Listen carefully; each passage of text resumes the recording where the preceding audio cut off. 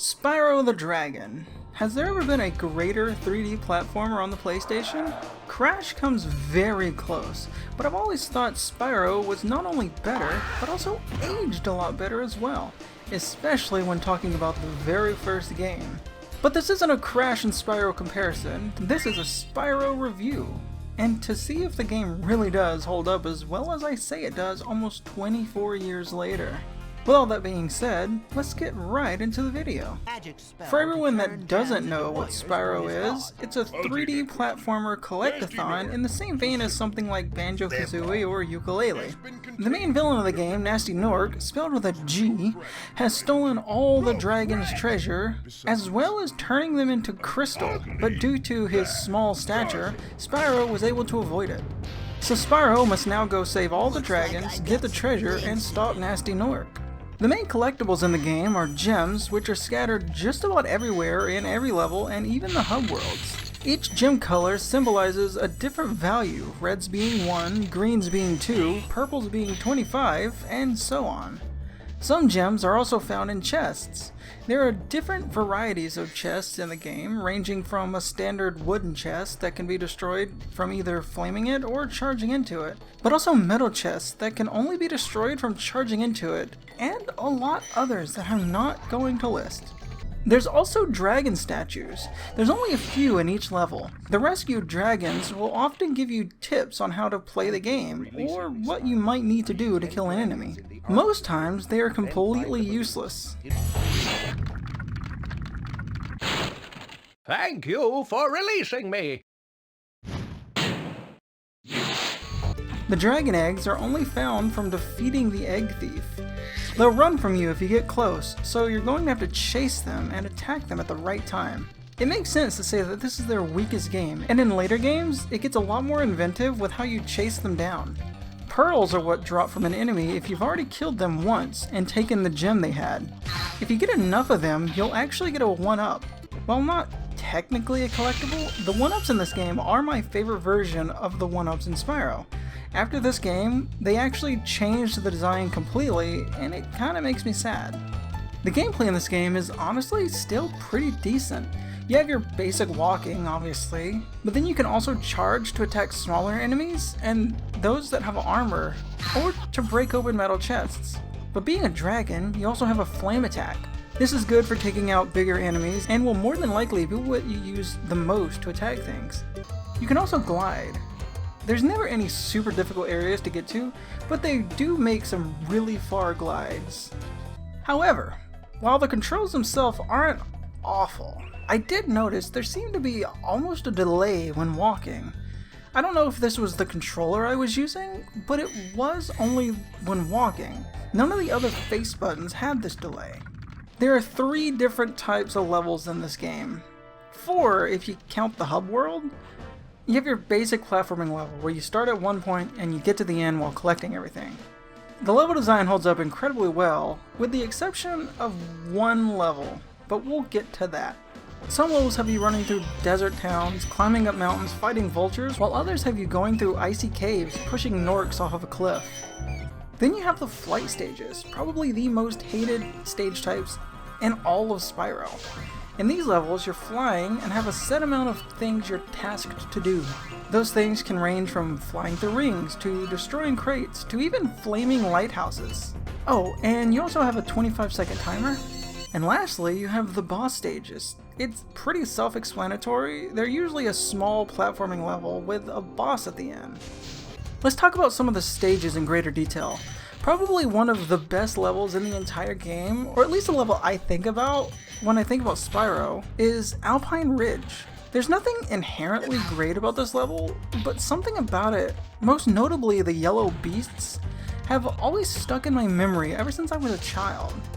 If we talk about the best, I guess we should also talk about the worst. Anyone that's played Spyro will know the exact level I'm about to talk about.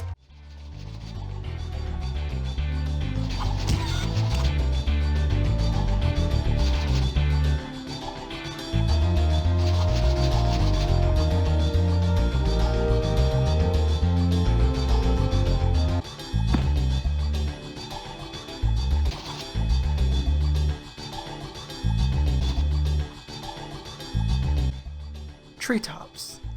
I hate this level so much.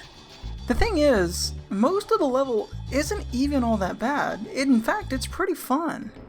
What ruins it is that last dragon, Jed. I hate you, Jed. I died so much trying to get to this last dragon that I gave up and just gave myself 99 lives. I didn't get a game over until I got to Treetops. That's how much it sucks.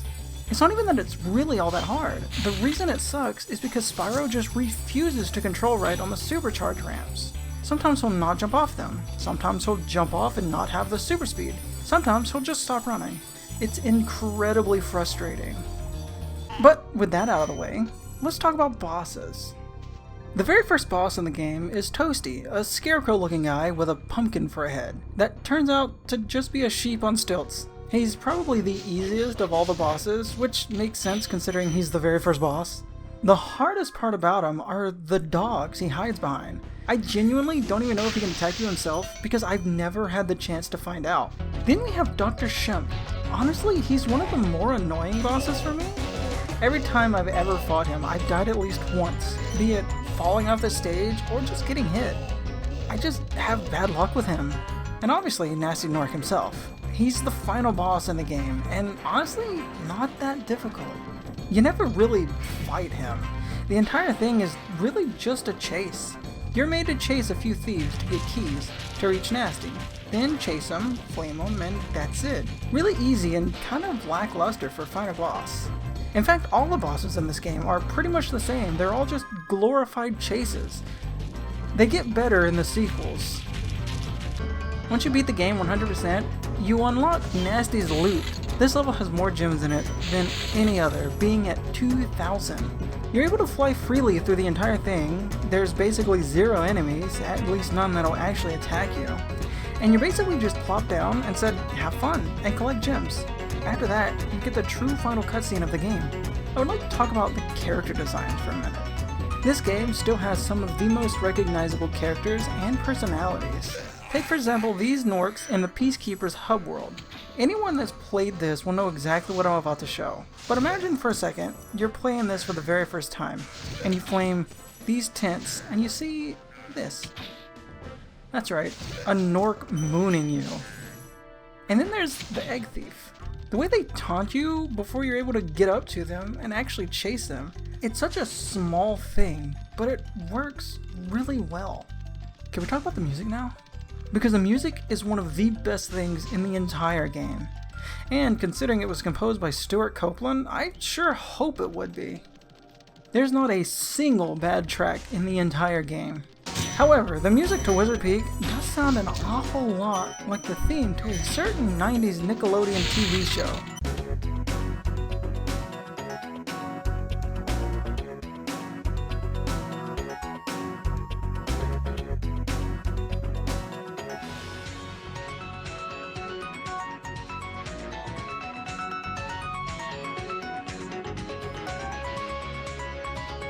Yeah, Stuart Copeland composed the theme song to The Amanda Show, and either intentionally or by accident, these songs ended up sounding pretty much identical.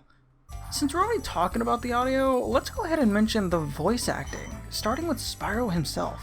Most people probably know Spyro as being voiced by Tom Kenny, who's also voiced other notable characters like SpongeBob and Ice King, but he wasn't actually the original voice of Spyro.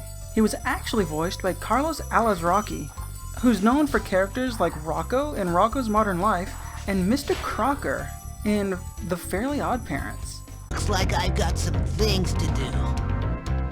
But we also have other big names like Clancy Brown, who actually voices quite a few of the rescued dragons. Welcome to Peacekeeper, Spyro. Look how our treasure has been turned against us and stolen. Recover our treasure, Spyro. A lot of games of this era were known for their really bad voice acting. Take Resident Evil or Mega Man X, but Spyro hired well-known and great actors for the roles of the characters, and it worked out for them in the end. For this review, I beat Spyro 120% for the very first time. I've been playing this game since I was a little kid, and I only just now beat it to actual completion. Would I say that this game still holds up all these years later? Honestly, yeah, I think I would. While I do think the controls are a bit dated and the camera controls are weird, that's why most of this gameplay you see me walking most places instead of charging, I do still believe that this game itself holds up remarkably well. And for those that have never played Spyro, you definitely should. Be that the PS1 original or through the Reignited trilogy, you should give it a chance. Join me next time though, when we talk about the best in the Spyro trilogy, Ripto's Rage. Until next time, bye!